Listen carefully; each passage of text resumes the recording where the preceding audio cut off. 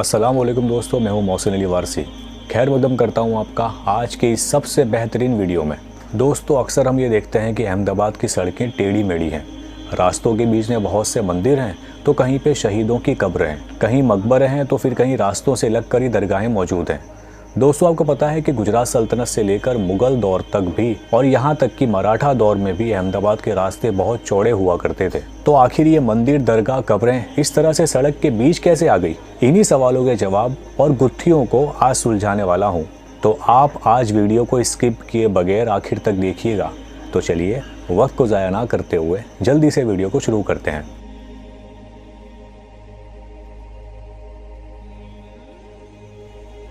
अहमदाबाद में मराठा शासन 63 वर्षों तक चला, लेकिन अहमदाबाद शहर बहुत जल्द ही जर्जर हो गया। अहमदाबाद शहर, जिसकी आबादी कभी 8 लाख की थी, मराठा शासन के अंत तक 80,000 रह गई। सन 1780 में पेशवा से गायकवाड़ को अहमदाबाद का कब्जा सौंपने के समझौते के चलते जनरल गोडार्ड ने अहमदाबाद पर चढ़ाई कर दी। अहमदाबाद शहर के रक्षकों द्वारा बहादुरी से बचाव किया गया, लेकिन खानजान गेट के पास तोपें दागते हुए ब्रिटिश सेना शहर में प्रवेश कर गई। जनरल ने अहमदाबाद शहर को लूटने का आदेश दिया। उस समय नगर शेठ नथु शाह खुशाल चंद और काजी साहब ने जनरल से मुलाकात की और जनरल को समझाने की कोशिश की।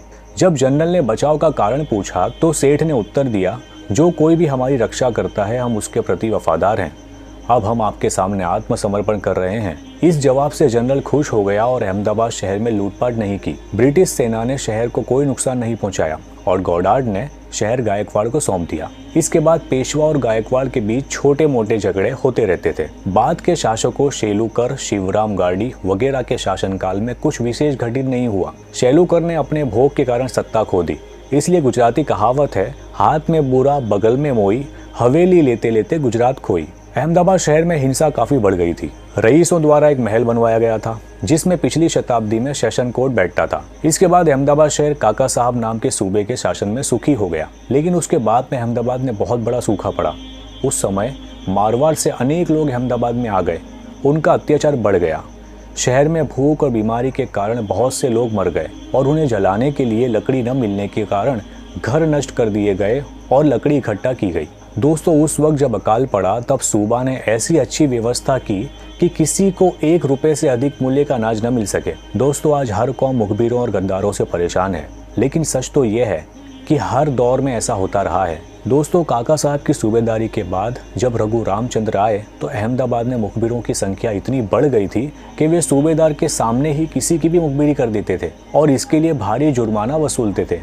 यहाँ तक कि लोगों के घरों की महिलाओं के बारे में सूबेदार से बातचीत की जाती थी और अमीरों से पैसे वसूले जाते थे। इनमें गोंधियो और ओटियो नाम के 2 मुखबिर चापलूस बहुत प्रसिद्ध थे। अहमदाबाद का इतिहास किताब में लिखा है कि एक बार सदुबा नाम की एक स्त्री के बारे में सूबेदार से झूठी बातें कही गई और सदुबा को दरबार में पकड़ के लाने का हुक्म हुआ, जिसकी वजह से सदुबा ने खुद अपना सर कटवा दिया।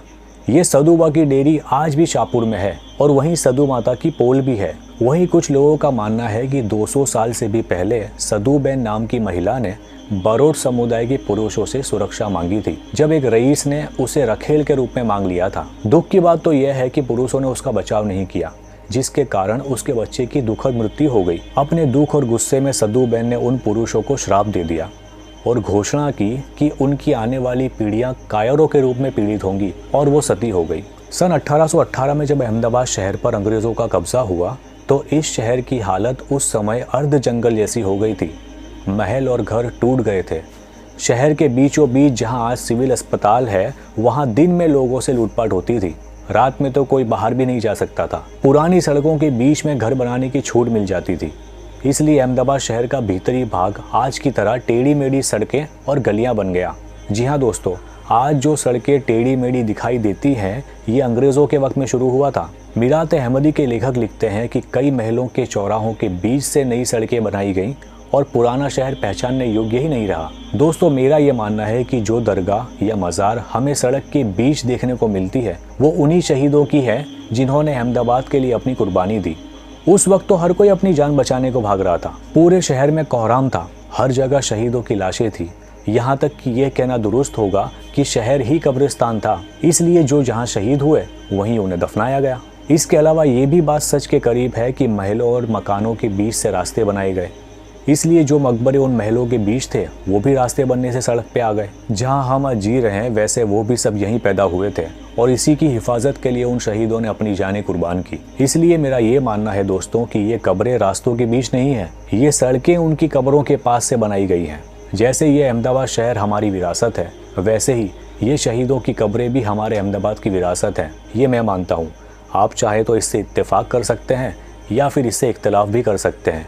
ये मेरी पर्सनल राय है। आपको क्या लगता है मुझे कमेंट करके ज़रूर बताएं। जब जेम्स फॉर्ब्स ने सन 1781 में अहमदाबाद का दौरा किया था तो उन्होंने शहर की स्थिति के बारे में लिखा। शहर के बाहर मीलों तक वीरान था, अन्य परा खंडर हो चुके थे। वहाँ वे सुंदर घर और पेड़ों के झुरमुट नहीं थे जो पहले यूरोपियन यात्रियों ने देखे थे, लेकिन सड़कें पत्थरों से बिखरी हुई थी। शहर में भी जगह जगह खंडर ही खंडर नजर आ रहे थे। वटवा से अहमदाबाद तक जो दुकानें एक शहर हुआ करती थी उनकी कतार ढह गई है और रास्ते में महलों के खंडर दिखाई देने लगे थे। अजगर और बाघ भी शहर में रहते थे। खंडरों में उल्लू, चोर और बंदर दिखाई देते हैं। चारों ओर कब्रिस्तान की तरह एक भयानक खालीपन लग रहा है और ऐसा लग ही नहीं रहा था कि ये कोई राजधानी है। पूर्वी विश्व का वो महान नगर जहाँ व्यापारी और कलाकार रहते थे आज उजाड़ और दुखी है। उस समय शहर में आबादी का एक हिस्सा मुस्लिम और एक हिस्सा हिंदू था। दोस्तों सन 1818 में प्रथम अंग्रेज कलेक्टर मिस्टर डनलप ने शहर पर कब्जा किया तो शहर को 2 क्षितिज भागों में विभाजित किया गया था। पूर्वी भाग अच्छी तरह से आबादी वाला था, जबकि नदी की ओर के हिस्से भद्र, शाहपुर बहुत कम आबादी वाले थे और कुछ भाग जंगल की तरह सुनसान था। सन 1832 में अहमदाबाद के मिर्जापुर में रानी रूपमती की मस्जिद में मिस्टर वी बट ने शेर का शिकार किया था। सन 1819 में आए भूकंप ने शहर के कई घरों को और मस्जिदों को नष्ट कर दिया। उस स्थान पर रात्रि भोजन करते समय मकान गिरने से 500 लोगों की मृत्यु हो गई थी। जुमा मस्जिद और अहमदाबाद शहर की अन्य मस्जिदों की कई प्रसिद्ध और खूबसूरत मीनारें इसमें गिर गई। इसके अलावा उस युग में प्रत्यक्ष और क्षैतिज काराधन के बीच कोई अंतर नहीं था। प्रत्येक हस्तशिल्प और आयात निर्यात पर करों का भारी बोझ था।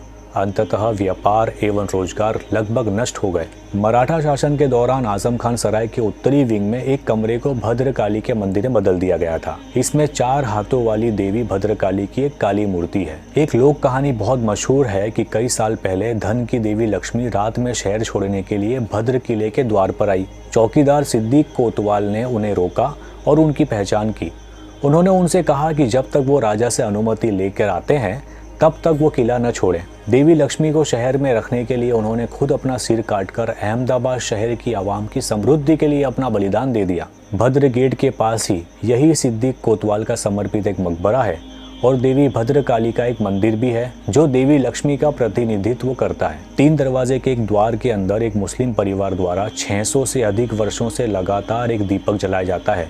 ऐसा कहा जाता है कि ये उसी देवी की लक्ष्मी को समर्पित है। दोस्तों ऐसी कहानियां लोगों में आम है, लेकिन इसके ऐतिहासिक सबूत अब तक मौजूद नहीं है। मुगल बादशाह औरंगजेब के शासन में शहर का कोट यानी दीवार की मरम्मत करवाई गई, लेकिन लड़ाई और प्राकृतिक आपदाओं से इसे बहुत क्षति पहुंची। सन 1832 में घी वगैरह पर विशेष कर लगाने के बाद प्राप्त आय से इसकी दोबारा मरम्मत कराई गई और ये कार्य पूरा होने पर सन 1846 में कर आधा कर दिया गया। जब इस कर को रोकने का प्रस्ताव आया तो लोगों ने स्वेच्छा से इसको जारी रहने दिया और इसका उपयोग नगर सुधार के लिए करना शुरू कर दिया और इस प्रकार सन 1846 में नगर पालिका का काम शुरू हुआ। सड़क पर पानी का छिड़काव और दीपक भी जलाए जाने लगे। सन 1849 में अहमदाबाद के अरक किले पर यानी भद्र किले के ऊपर 8,000 रुपए की लागत से एक बड़ी घड़ी लंदन से मंगवाई गई और सन 1878 में ब्रिटिश ईस्ट इंडिया कंपनी द्वारा 2,430 रुपए की लागत से यहाँ स्थापित की गई थी। इस घड़ी में रात में वक्त देखने के लिए इसे पीछे से केरोसिन लैंप द्वारा रोशन किया जाता था, जिसे 1915 में बिजली की रोशनी में बदल दिया गया था। अहमदाबाद का पहला विद्युत कनेक्शन ये 1960 के दशक में काम करना बंद कर दिया, लेकिन एएमसी और एएसआई अब इसे ठीक करवाने की योजना बना रहे हैं और इसके साथ ही शाही समय में नल से पानी देने की व्यवस्था की गई। वो नल खत्म हो गए थे, इसलिए उनको साफ करने की व्यवस्था की गई। ऐतिहासिक शहर अहमदाबाद, पेज 18 से 55। इस किताब को रत्नमणि भीमराव जोटे ने लिखा है। दोस्तों ये मेरी एक कोशिश है कि मैं इस ऐतिहासिक अहमदाबाद शहर की अनकही दास्तान हर एक इंसान को पहुंचा सकूं। ये ऐसा शहर है जहां हर कदम पर इतिहास है। मेरी कोशिश में मेरा साथ दें और इस वीडियो को आपके हर एक कॉन्टेक्ट से शेयर करें। वीडियो को लाइक करें और इस पर अपनी कमेंट ज़रूर करें। बहुत जल्द मिलते हैं एक नई वीडियो के साथ। मुझे इजाज़त दीजिए। आप सब अपना ख्याल रखिएगा। अल्लाह हाफिज़।